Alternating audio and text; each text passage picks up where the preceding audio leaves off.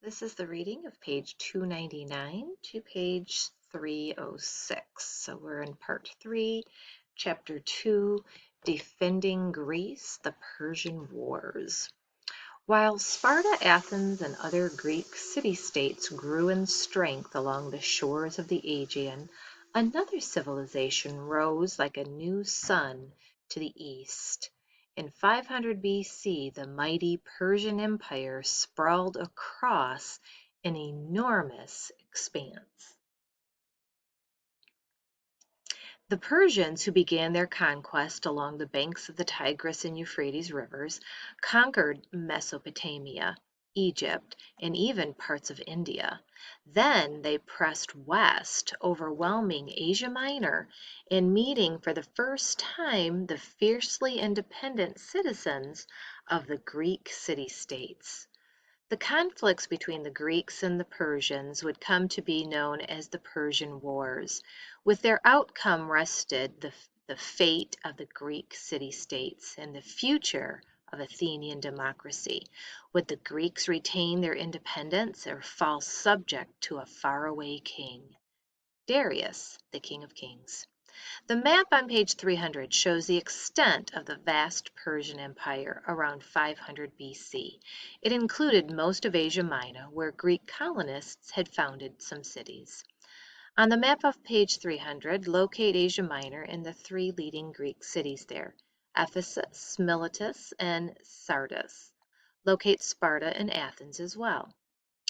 The ruler of the Persian Empire at this time, Darius, was so powerful that his people called him the King of Kings. Darius's army was massive and well armed. And here's a kind of a art piece of King Darius. And here's that map on page 300. So you can see over here is India. Here's the Tigris and Euphrates, so that Mesopotamia area. Here's Egypt. Here's the Mediterranean and the Aegean Sea. And here's Greece over here. Okay, so from east to west. Now trouble brewed in his realm. The King of Kings dispatched armies to put down the unrest. The Greeks, as you know, were proud of their city-states and proud to be free citizens. They strongly resisted the thought of living under an all-powerful ruler who reigned hundreds of miles away. So it won't surprise you to learn that Greek colonists in Asia Minor rebelled against Darius and called upon the city-states of mainland Greece for help. Okay, so here's mainland Greece. And then it was some of these over here. The Spartans did not lend a hand, but the freedom-loving Athenians answered the call by sending ships and soldiers to assist the uprising. The rebels, with Athenian help, made a bold attack on the Persians and burned Sardis, one of the most important cities in Asia Minor. A shocked Darius demanded to know who had dared to help the rebels. The Athenians, answered his men. The Persian army soon crushed the Greek troublemakers in Asia Minor, but the victory did little to soothe Darius's anger. The King of Kings vowed never to forget that the Athenians had helped the Greek colonists.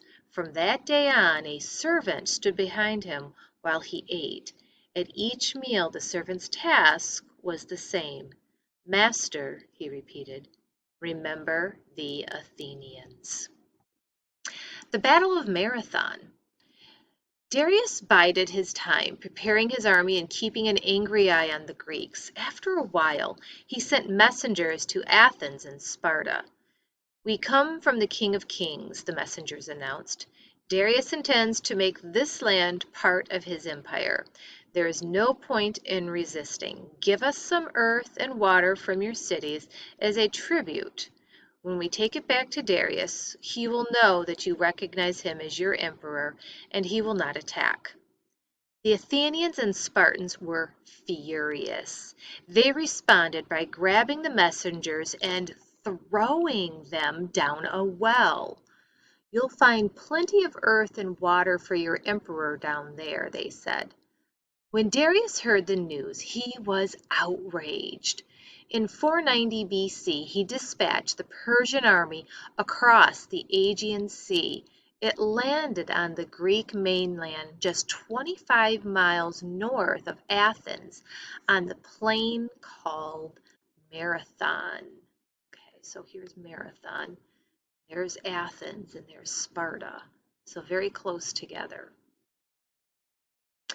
Frightened Athenians sent a runner to Sparta to ask for help, but the Spartans were not willing to battle the mighty Persians just then. They claimed they had to finish celebrating a religious festival and could not come until it was over. The Athenians would have to face the Persians on their own. The prospects for Athens seemed grim. Its army was only half the size of the Persian force. Besides, the Persians were trained soldiers, while the Athenians were mostly farmers and shopkeepers. Let's see what's down here first. A message from the king. Darius I, who ruled the Persian Empire from 521 to 486 BC, wanted to make sure everyone knew he was a great king. He ordered a small army of workers to carve a message proclaiming his accomplishments into a rock face in Persia, 300 feet above the ground. He had the message carved in 3 languages. Centuries later, the writing helped archaeologists unlock one of the great secrets of the ancient world. One version of the messages was carved in the Persian language, another in the cuneiform of ancient Babylon. Archaeologists used these 2 messages to decipher the third. It turned out to be the writing of a civilization people had forgotten about for centuries. King Darius had led historians to the earliest known civilization on Earth, ancient Sumer. Okay, so that's kind of a little side note. So back to the Athenians. They had a weak cavalry and no bows and arrows. Yet the Athenians had 3 things in their favor. First, they were free men fighting invaders. They had the fierce motivation of those determined to defend their own land, homes, and families. Second, they had a fine general, a man by the name of Miltiades.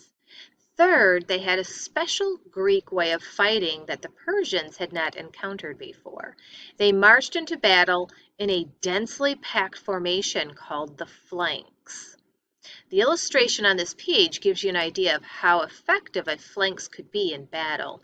The flanks usually attacked in a running trot, smashing into the lines of enemy soldiers. Looking over the plain at Marathon, Miltiades saw how he might win the battle. Most of his men had heavy shields and armor. The Persians, on the other hand, depended on their bows and arrows. If the Greeks could get through the storm of arrows that would be raining down on them, they might have a chance. So they're all densely packed here, so that's the flanks. So these are the Athenians, and then these are the Persians. On the plain of Marathon, the 2 armies moved toward each other. When the Persians saw the Athenians coming at them without horses or archers, and so few in number, they thought they were madmen. But the Athenians kept close together and raised their shields to form a solid wall that saved them from the arrows. Then at close range they drew their swords and threw themselves at the Persians. The Persians had put their strongest soldiers at the center of the line. Miltiades, however, had concentrated his strength on the ends of his line. Quickly his strongest soldiers beat the weaker Persian soldiers, then rushed in to help the Greek troops at the center. The Persians found themselves surrounded. They could not even retreat safely. Miltiades' plan won the battle. According to the historian Herodotus, 6,400 Persians died, while the Greeks lost only 192 men.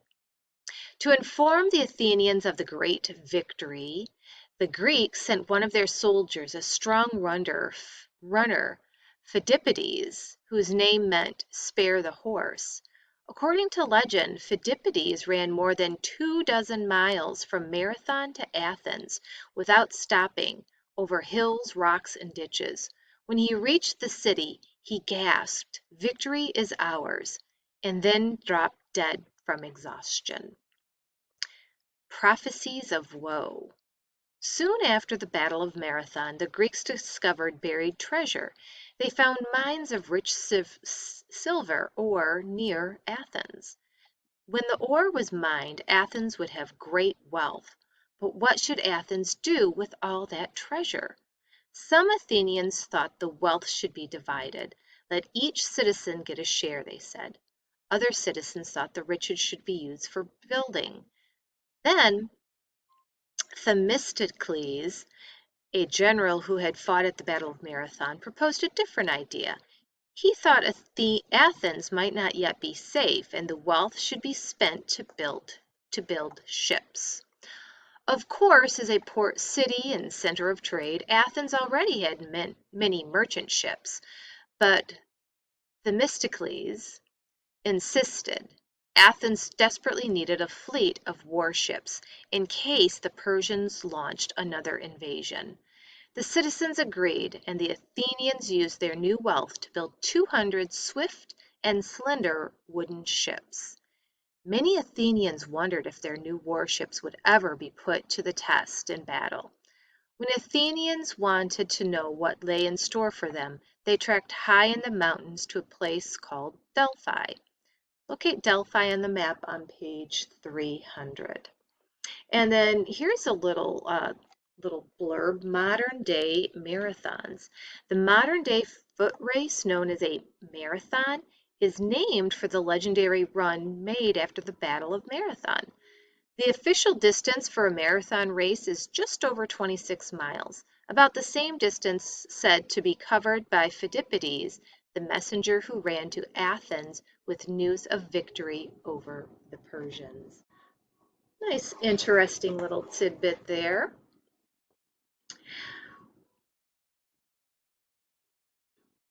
At Delphi there stood a shrine to the god Apollo. The Greeks believed that Apollo spoke through a priestess called an oracle. This priestess was famous throughout Greek, for her prophecies always seemed to come true.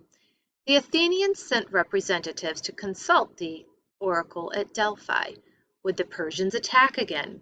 Would there be war? If so, who would win it? According to the ancient Greek historian Herodotus, the priestess gave this terrible answer. "Why do you sit here, doomed ones? Fly to the ends of the world. Leave your homes and the heights of your city. The head shall not remain in its place, nor the body, nor the feet beneath. All is ruined. Death is speeding in a chariot. Fire and the god of war will bring you low. The temples reel and tremble. Blood runs from their roofs. It streams in prophecies of woe. Go, flee from the sanctuary. Bow your hearts to grief." And we'll stop the reading here and we'll pick this up in another recording.